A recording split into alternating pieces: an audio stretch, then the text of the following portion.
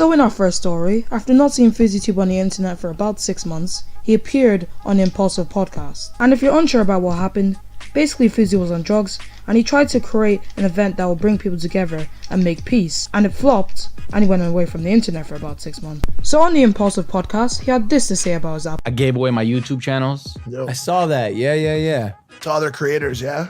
Dumb decision number one. Yeah. Do you have those back or no? So one of them is gone. Which?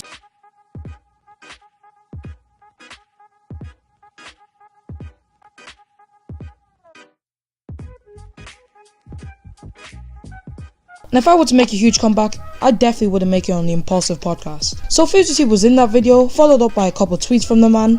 So in this tweet, FouseyTube was basically being very inspirational and saying that you should forget the past and only look towards the future. And if you're still unclear about how FouseyTube lost all his channels, basically made a bet with his fans saying that if he didn't get J. Cole up on stage for his event, he'd delete all his channels.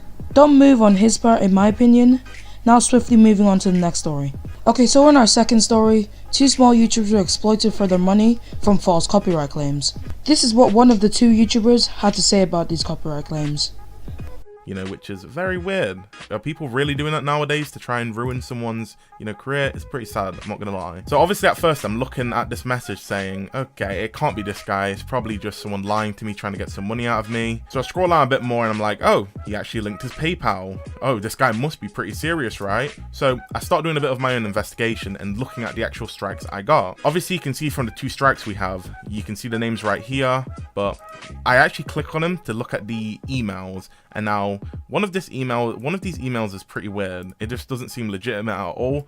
But if we go on the other claim, look, it literally says the name on his email account that is linked to his PayPal.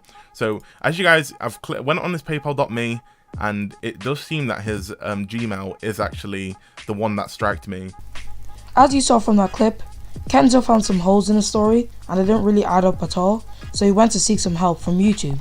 Obviously Obi Raids had his own opinion on this, and this is what he had to say about the situation. Came to me basically demanding money, or he's gonna strike a third one of my videos saying there's nothing I could do, and it's hurting my channel and it's hurting me, and I want to see if there's something that you as an audience or my viewers or whatever can potentially help me with, because it's not fun, and I'm gonna be really sad to see if my channel gets terminated. Then I have to go through the process of trying to get in contact with YouTube and stuff. So YouTube is very broken, and I want to see if they can try to fix their system. This was honestly just a very scummy thing to do, and I feel bad for both the YouTubers involved in this whole scandal. This story was so popular, BBC made an article on it.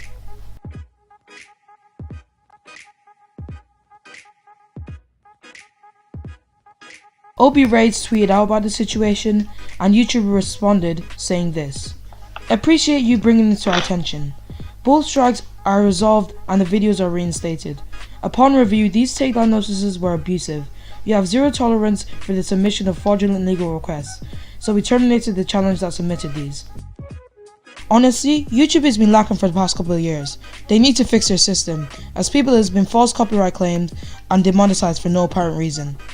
Okay, so that's going to wrap it up for today's video. If you enjoyed, please be sure to leave a like, and if you want more content like this, be sure to subscribe, and I'll see you all in the next video.